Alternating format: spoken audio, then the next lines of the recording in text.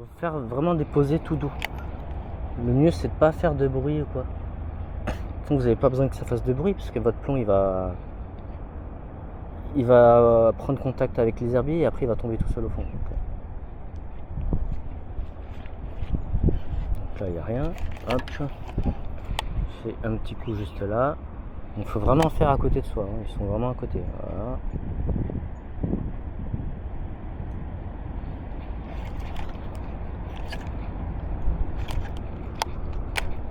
Pour la touche, c'est pas compliqué. Soit vous allez sentir un toc dans votre canne, soit vous allez sentir tout simplement du poids. Parce que le bass il va partir avec, il va mordre direct, il va partir avec.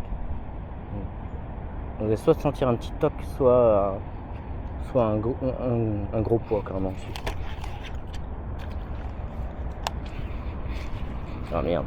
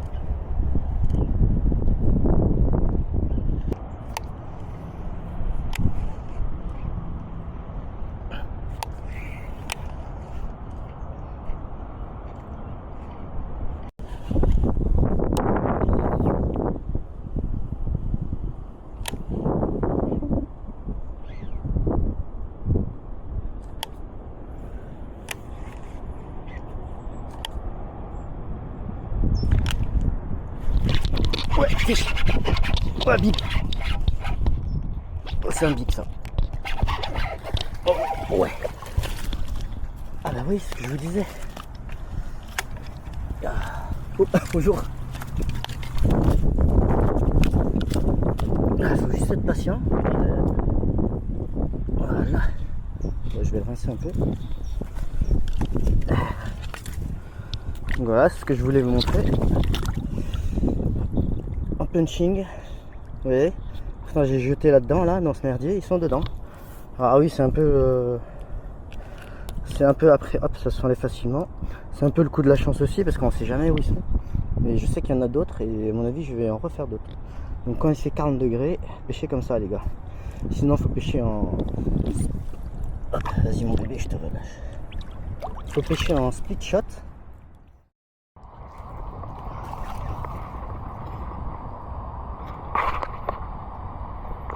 Alors, je vais vous expliquer un petit conseil. Quand vous pêchez comme ça en punch rig, il faut surtout pas commencer à lancer derrière les 5 premiers mètres. C'est-à-dire qu'il faut commencer toujours par là. Ouais, vous allez dire, ouais, mais attends, le gars il lance au bord. Bah oui, justement, ils sont collés le nez contre le bord. Et en fait, ils sont dans 15 cm d'eau, sauf que le nez il est rivé contre la bordure. Ne me demandez pas pourquoi, j'en sais rien. Ou sinon ils sont positionnés à l'inverse, c'est-à-dire la queue carrément contre la bordure ici et la tête vers l'extérieur. Et quand je lance ici par exemple, là tout doucement, souvent en fait je tombe juste à côté d'eux et c'est là que je prends des grosses cartouches juste au bord là. Donc il faut surtout pas négliger ces bordures là, il faut y aller tout doucement. Donc, je fais des tout petits lancers qu'on appelle des pitchs. Donc là je pitch tout doucement. Et encore là je trouve que je suis trop de bruit. Et le but en fait c'est de pitcher vraiment. Hop, voilà, en douceur comme ça. Voilà. Et voilà. Je prends contact. Alors soit je fais comme ça. Et je garde contact avec le leurre. Comme ça. Soit je lève la canne, je baisse la canne, je lève en faisant du yo-yo et je la baisse tout doucement en gardant le contact. Il y a deux façons de faire. Ou sinon vous pouvez faire aussi au fond que des petits mouvements comme ça, faire bouger le sillon et après vous faites une grosse pause. Des fois la ligne elle part toute seule après la pause. Parce qu'ils prennent le temps d'observer et après ils mordent d'un coup. Mais bon, honnêtement, quand ils sont dans les herbiers, ils prennent pas le temps d'observer et la touche elle est directe. Ils attendent pas 10 ans. C'est pas comme quand ils vous voient et qu'ils se méfient et que le leurre se rapproche de la bordure. Ça, là c'est vraiment différent. Généralement la pêche dans les herbiers, c'est ils hésitent pas quoi.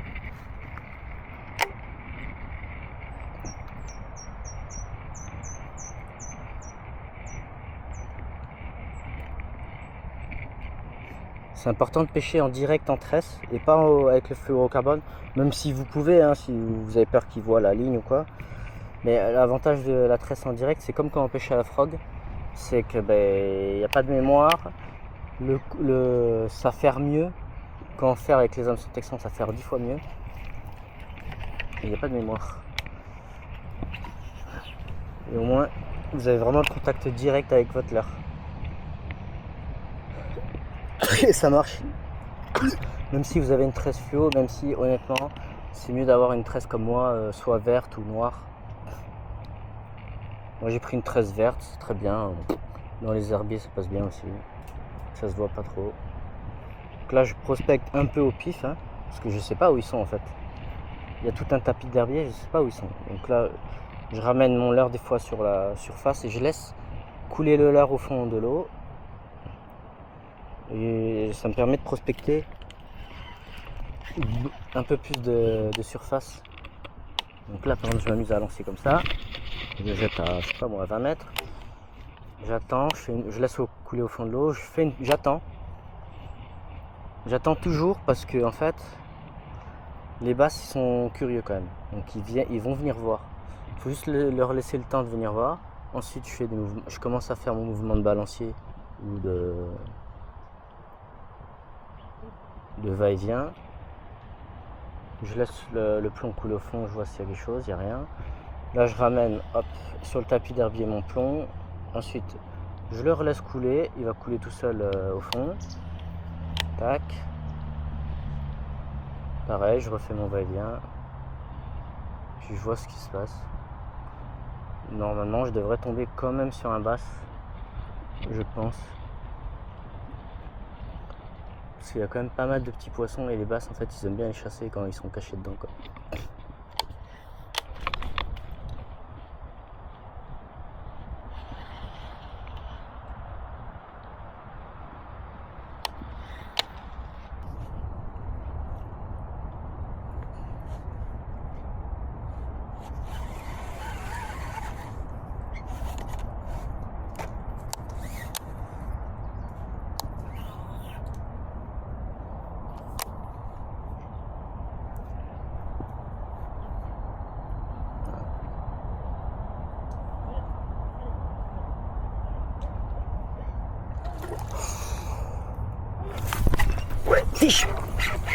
Ouais. Oh putain. Voilà. Ah oui, c'est ce que je vous disais. Il était au bord, hein.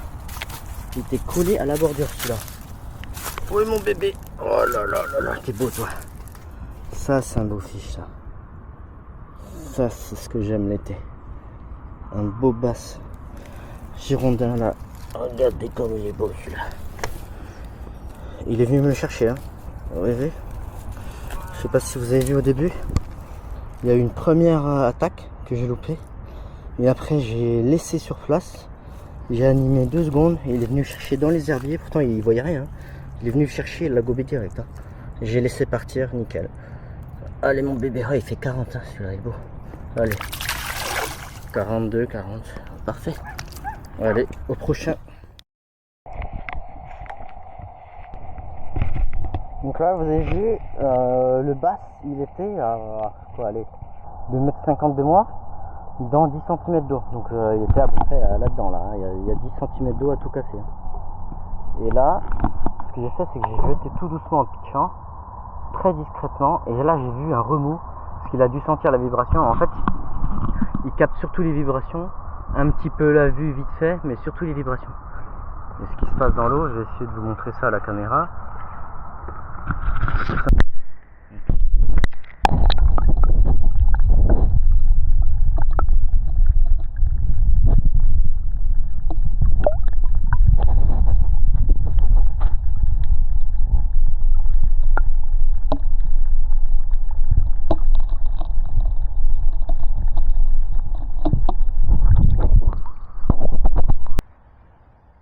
ça sert à rien de faire des va-et-vient pendant 50 ans. C'est-à-dire des animations comme ça, de jiguer comme ça pendant 50 ans. C'est soit ils sont là, soit ils sont pas là. Et comme je vous l'ai dit, c'est pas pareil que l'approche quand on pêche à vue le bass. Là, il se base vraiment sur la vibration et sur le fait qu'il y a une proie potentielle qui passe juste à côté et que ça leur fait on va dire un encas quoi. Là, je vais lancer carrément au fond là.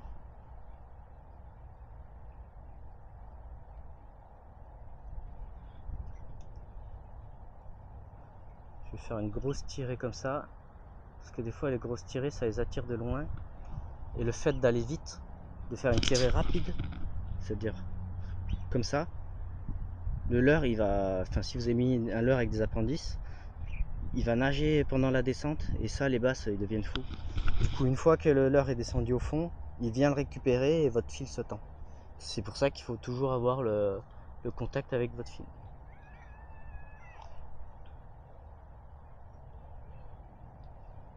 Vous voyez le bass que j'ai pris tout à l'heure, il était au bord, hein, il n'était pas au milieu. Hein.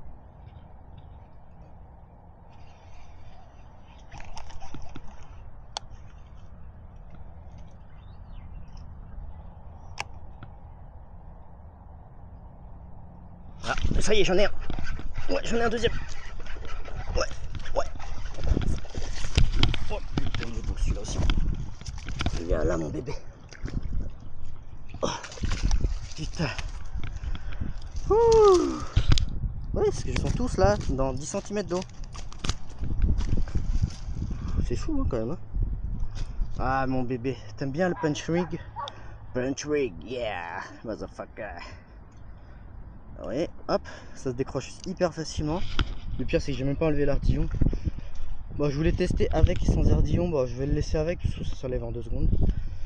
Et puis voilà. Mais limite, je pense que sans ardillon, c'est mieux parce qu'au moins l'hameçon va passer entièrement. Alors que là, il est juste planté et il y a juste l'ardillon qui le retient. Et c'est pour ça que je fais beaucoup de décrochés.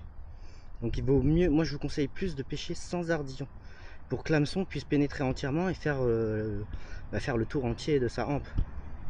Donc voilà, là je vais pas le mesurer, hein, il fait à peu près un petit 38 tranquille. Allez, vas-y mon bébé, repars. Non, pas là-bas. Non, là-bas. Donc là il repart. Et voilà, et on va en faire un autre. Ça fait déjà 5 en même pas 2 heures. Donc vous voyez, c'est franchement une bonne technique quand il fait 40 degrés. Allez, on repart pour la suite. Je pense que je vais en faire un autre honnêtement.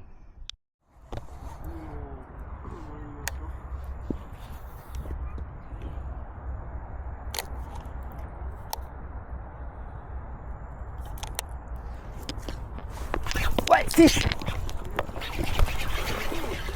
Ouais. Oh putain. Il est beau. Ouais. Oh putain, attends. J'ai pas pris mon épuisette comme par hasard. Attends, calme-toi, joli jumper. Calme-toi, ça va aller, joli jumper. Attends. Ça va aller, mais c'est juste qu'il fait des tours. Il se prend pour une anguille, le truc. Attends. Non mais... Attends, c'est bon. C'est bon. Attends. C'est bon, il bouge plus. Tu vois, joli jumper, je t'avais dit, ne rigole pas avec le punch rig. Ah, attends, là je dois reprendre mon ciseau. Petit ciseau des familles. Et après, je vais enlever l'ardillon. Voilà. Parfait. Allez, jolly jumper. Ah, il est joli, hein. Retourne chez ta famille de cheval.